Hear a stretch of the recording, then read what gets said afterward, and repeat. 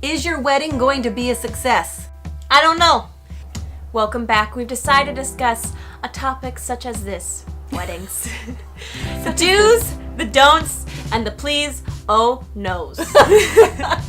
Yeah, we're going to share some funny stories, and we're going to tell you what our best advice is for making this day beautiful. I feel like we've done a lot more things lately in our lives. My life has become more well-rounded, as some might say. I've done a little bit more traveling, some more road trips, gotten to have good experiences with friends. Oh yeah, I've been to some weddings, and I found out what I do and do not want at my wedding. What does a wedding reveal about you? I think weddings are one of the most intimate views into your life, because it's like it's self-expression of what you live by, you know, because it's like you're taking two lives and you're combining them when you're getting married. So you're showing basically what you're combining. And I find it really interesting because it tells you a lot about like the relationship itself. For example, I went to a wedding recently, and it was a friend of a friend's wedding. And the husband-to-be showed no emotion. When the bride was coming down the aisle. No, the whole wedding. Oh, the whole like, wedding. The whole wedding. He was just like, it was like a chill another day. Like, nothing happened. Like, this is just a Friday, you know, like it's... Now, maybe he was a chill guy to begin with. He probably was, but I'm saying I could never be with somebody who was just like, oh yeah, this is just another wedding. But you wouldn't like it if your fiance was sobbing and bawling and what can I say? I'm very picky. You want him to have emotion, but not too much Controlled emotion. Controlled emotion, but not being rigid. Is that a thing? I don't know.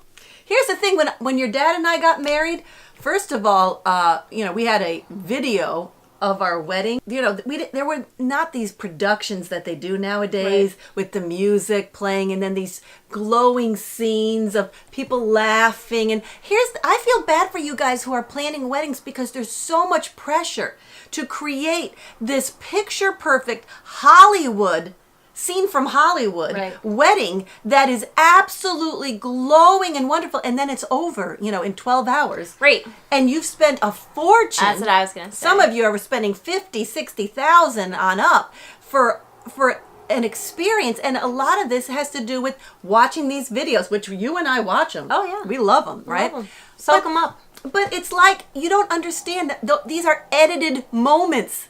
Now, here at my wedding, okay, we had a beautiful wedding in this little chapel in a seaside town, and then the reception was right out in back of the church, in back of the chapel, which overlooked the water. That was beautiful, but we just had simple foods, like little finger foods. Mm-hmm. It was a dry town, so no alcohol. So, yeah, we didn't have any alcohol. Right away, that cuts down on the on the chaos that usually occurs.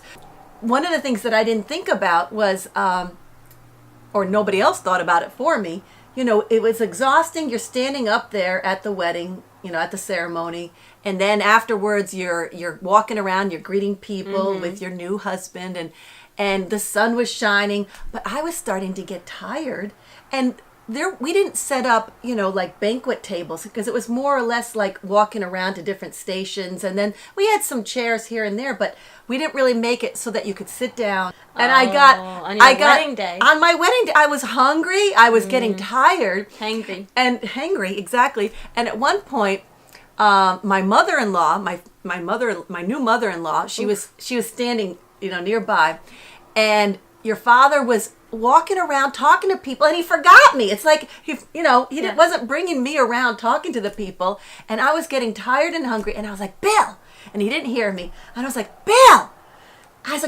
get over here. I said, I want to sit down, I'm tired. And my mother-in-law, I'll never forget this, she heard me kind of like hissing at your father, and she's like, oh, she's angry at him, she's upset at him. And my mother-in-law was horrified.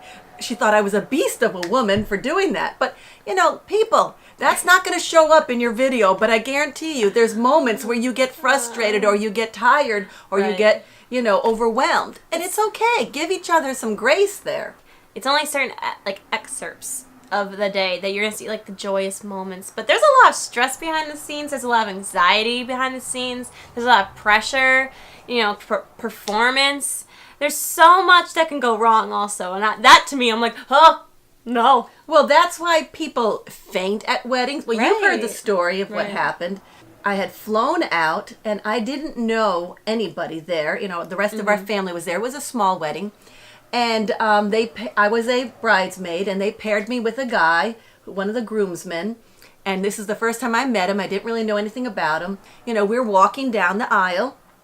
He's escorting me down the aisle, and then we get up. So I'm standing near the groomsmen up at the altar, and in the middle of the wedding ceremony, all of a sudden he starts going like this.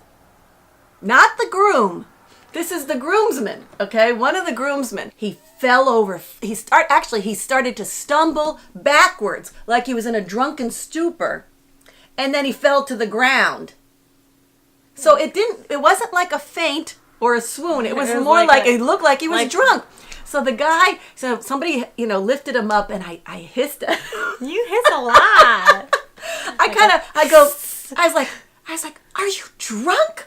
Are on drugs? What is wrong with you? Yeah. And, well, later on, then I married my husband. This was before I even married your dad, who is a ordained minister. He was a pastor for a number of years. He had performed a number of wedding ceremonies.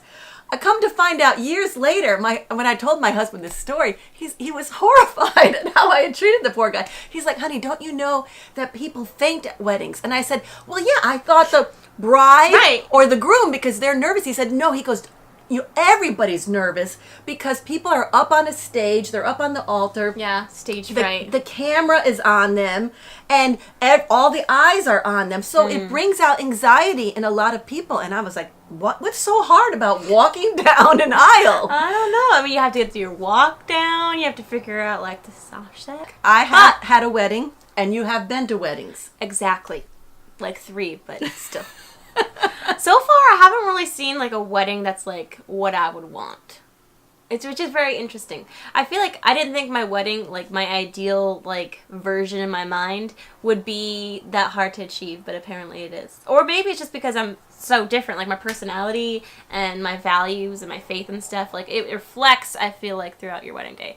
Like, I don't really have that big of, like, an idea of, like, a wedding Yeah, day. you're not looking for, Like, I'm not all into, like, the whole... a crystal encrusted gown the tiara, and now this is my chance to be a princess. More so for me, my main focus has always been, like, family, friends, like, your faith. No, the rehearsal dinner. Rehearsal dinner. So the rehearsal dinner, I think, is, like, one of my most important things for when I think about my wedding day. We had like, the I most want to have, like, beautiful a one. beautiful... We did. Like, a dinner with, like, lots of fun, laughter, and, like, that's when, like, the pressure's off, too, because there's no performance. And I think that's why I have, a lot of, like, hope in that night, just to kind of, like, make me feel, like, at peace before the next day, because I know I'm going to be, like, a mess on my wedding. It's not going to be pretty. I'm going to need to pay off people to, like, get in front of my, like, face when I'm starting to have, like, anything going on. This day is a reflection of not just, like, you, your family, and your love, but it's a really reflection about the way you're going to approach your married life. Yeah. Just laugh. If somebody, kind of falls down in a drunken stupor, don't, first of all, assume that they were drinking or Don't assume drugged. the worst. Don't assume the worst. That's a good one. But secondly, be kind, be loving, be patient, and go with the flow that day. In the end, you know what?